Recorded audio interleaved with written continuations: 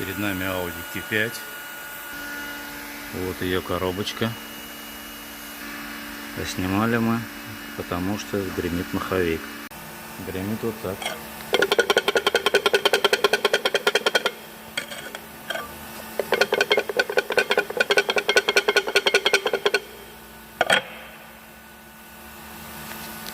Пробег на машине в районе 70 тысяч километров.